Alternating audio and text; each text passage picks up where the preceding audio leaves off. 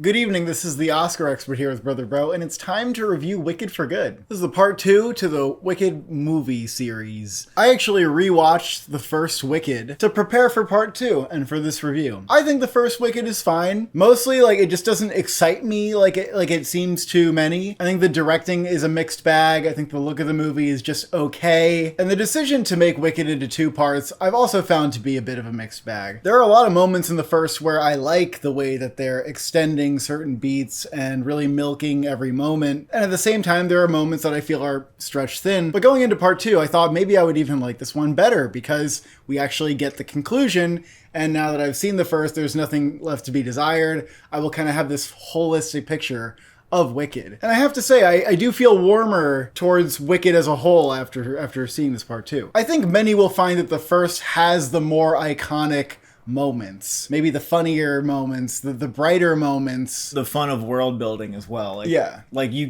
get all of that in the first. And then it ends on that climactic moment of defying gravity, the heights of which this film doesn't exactly hit. But on the other hand, it gets deeper into the themes, and it really hits home why Wicked is an important story. A lot of the songs, even though they're not as exciting, do weave together those themes of, what does it mean to tell the truth in an authoritarian society? What does that even look like? What's the utility of that? And then it really brings together, obviously, their friendship. And I found myself drawn in by the same exact thing I was in the first, which is, these are characters who are changing and molding each other. And there's this beauty to that. The most memorable scene from the first film for me was when they're dancing together and they're doing weird shit with their hands. They're seeing each other. They're being transformed by one another. Portrait of a Lady on Fire for the general audiences, if you will. Don't you dare. And I find that is the thing that I'm really taking away from this film. I've just come home from the theater, but it's really staying with me. The characters, especially Glinda's character and her transformation and what it meant to her, the sacrifice that she underwent in order to become a fuller person. Taken as a whole, the films are meant to complement each other. They don't stand alone perfectly. Neither one of them does. But I think they tell a really strong story. And I do like that the films are drawn out and that there's room to breathe, because the source material really feels loaded with ideas and with character. And I especially love how Cynthia Erivo and Ariana Grande are bringing out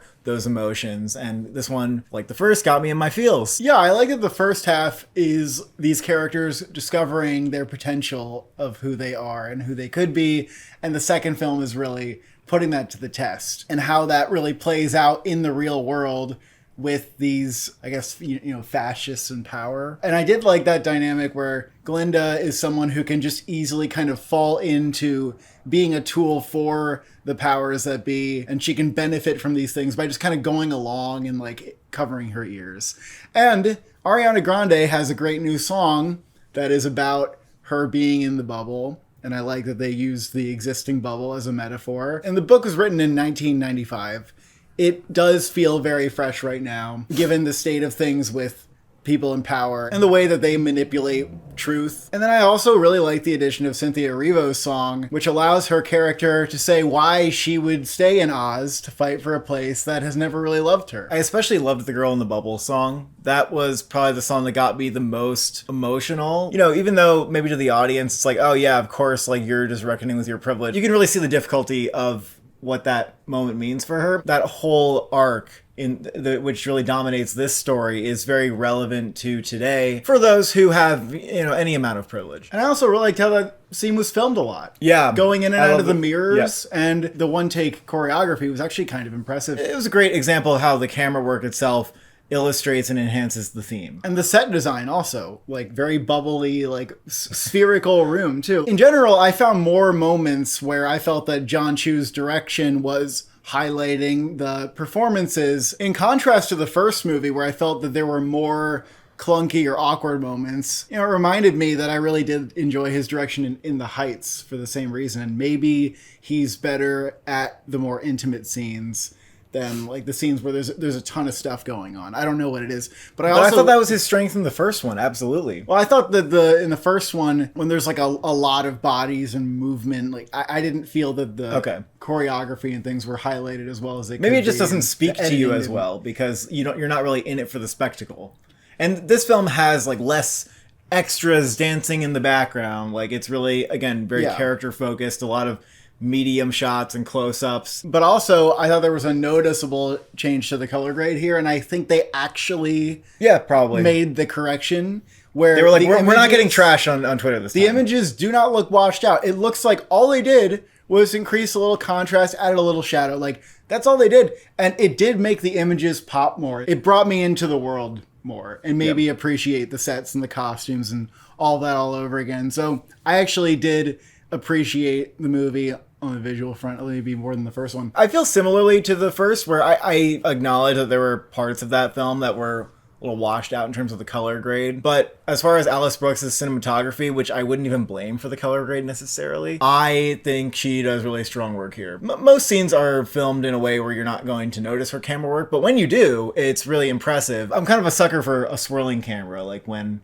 the camera's just going around two characters. Like, it always kind of gets me, and it's used really well here. There's like one scene that I thought was kind of ugly where Cynthia Erivo's in that like weird abandoned city sky location with the monkeys. Yeah, there were a couple parts that were a little bit ugly. I didn't like the first scene, for example, that was kind of an action scene, and really the CGI looked a little rubbery. That was a Marvel movie. But I just forgot about it because it was the first scene, so I kind of pretend it doesn't exist. Cynthia Erivo, once again, great here. Loved her in the first, love her in this.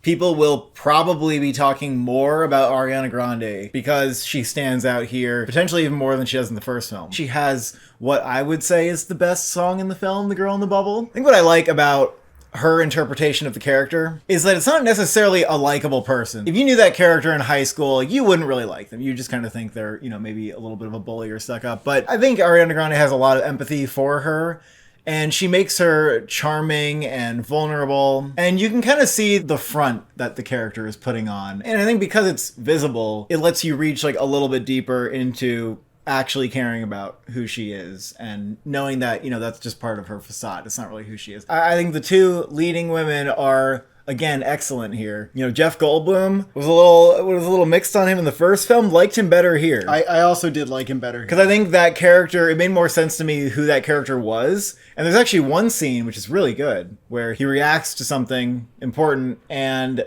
I think he played that scene really well. I actually think that he was very good in this. And I was really skeptical about his casting in the first. But it makes sense in retrospect, knowing his full character arc, why he's like he's kind of quirky. He's like quirky and gentle, which is unusual given that he's like a authoritarian leader. I mean, maybe it's a little confusing how he has like none of that kind of assertiveness or aggression in him, but I think it is still kind of the right idea for him to play that character as though he feels that he is a good and charming man. I think that's how an actor should approach a villain role. Michelle Yeoh, I thought she was good in moments, and in other moments, I was like, oh, no. In both the movies, I just feel she's kind of it's not really her role. She's better in the quieter moments, but in the moments when it feels like she's speaking to a room, there's something that doesn't work about it. I don't know what it is. Jonathan Bailey was great. People were saying he has a much bigger role here than the first film. I honestly think it's kind of equal from where I'm standing, right? I found more in the first movie for him. The character gets deeper. I mean, in the first movie, he's kind of like Glinda, where he's a little bit surface level, and he's more charming and charismatic. Colin Domingo's casting was made a pretty big deal for the Lion, and I don't think that lion didn't speak very much. Do shit. There was a couple of lines that he had in one scene, and I was like, oh yeah, I love Coleman Domingo here. And then that is the only part that I remember where I was thinking that, because I didn't see the Lion very much. And the production design costumes is just as dazzling as the first. I think the makeup is maybe more impressive because they have like the Scarecrow and the, you know,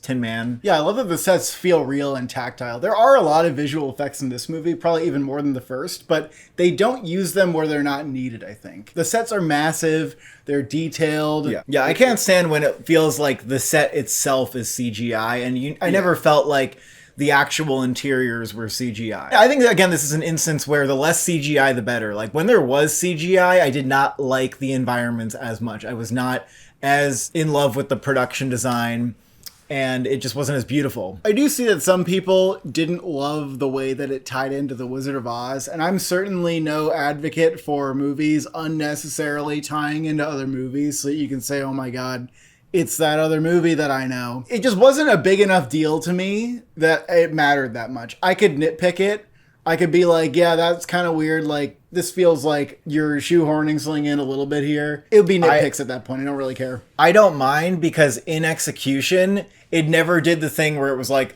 and now this. Don't you guys get it? And it's pointing and winking at the audience. I think it just kept going through its story. Like, it didn't let it stop the story. It wasn't trying to serve you a moment with any of that. You know, it's a little cheeky about it. That's about it. And so I really didn't mind. I thought it was handled well. Sometimes the movie does feel like there's just like a lot of story and you're going from scene to scene, and I'm not like thrilled, but I'm like, okay, I'm like kind of into this. And yeah, like I was really paying attention during the film, like really trying to read into the themes and the characters and extract as much as I could. I felt entertained, but I also felt, you know, there was a lot of substance here. Yeah, I mean, I would say maybe perhaps overstuffed or a couple too many songs, whatever. In some ways, it didn't leave as strong an impression as the first, and in some ways, it left a stronger impression. I actually would go with a 7. And to be clear, I think the first is a 6 after the rewatch. I'd give this an 8. And because I give the first an 8, and I think it's as good. And I think together they form an 8.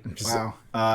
Yeah, right. Let's talk about Oscars, because we all know what you fiends are here for. Hold on now. Oh. Before we talk about Oscars, we are releasing this with the embargo. We do not know the reviews right now. I've seen some mixed opinions going around on Twitter. If we get a shockingly low Metacritic, Rotten Tomatoes, whatever it is, I think we would have to recalibrate the predictions here, right? My personal feeling, based on my viewing experience, is that this film should do just fine with Oscars. Should do about as well as the first film. I think it's going to lose some nominations and gain some nominations, right? Because they have the 2 songs that you could nominate and they have casting. My rationale for saying I feel pretty good that this is in, without paying attention to reviews, is that the crafts, you have to nominate them. And I think the performances being just as good, there's no reason to not nominate them. And I think Ariana Grande has win buzz, and so she gets in. If you're getting 4 or 5 crafts plus actors, I don't know why you wouldn't make it into Best Picture in a year of 10. I'm anticipating that the reviews are going to be a little bit worse than the first film. Well, what does the audience think? Is it going to be like Wicked Palooza all over again, or are people going to be like, yeah, unfortunately, it's not as good as the first, but we still like it? Because that kind of rounds out the first. Because I agree, it's not as exciting and it won't be as exciting for audiences probably, but people who are invested in the Wicked series will like it a lot. If the reviews are significantly worse than we're hoping, what would you do for it? What would you say is the outcome? Do you think Arrivo and Grande still get in? I don't know. I would say they would. It is not common that people get nominated twice, but it's also not common that a movie that is explicitly part 2 is coming out next year, everybody, gets nominated for Best Picture. We live in a world with more sequels, and more sequels are making it in. So scenarios like this might happen more often. And the film's also still going to do well with box office, right? It's not like... It would be very surprising if this performed differently than the first. I still think it's a very strong contender. I feel like Ariana Grande could win for this. We've seen all the other contenders, and as far as people that are in Best Picture movies, I feel like Tiana Taylor is strong for the nomination, but I feel like saying she's going to win is like trying really hard to find someone who's not Ariana Grande who's in a Best Picture movie. And the Amy Madigan thing is just so like, we don't understand what's happening with that enough to like actually say that's going to win. I don't think she's a lock to win. I think it depends on the reception overall, how people feel overall. But this is a very showy performance. Yep. Do you think the girl with the bubble will win song?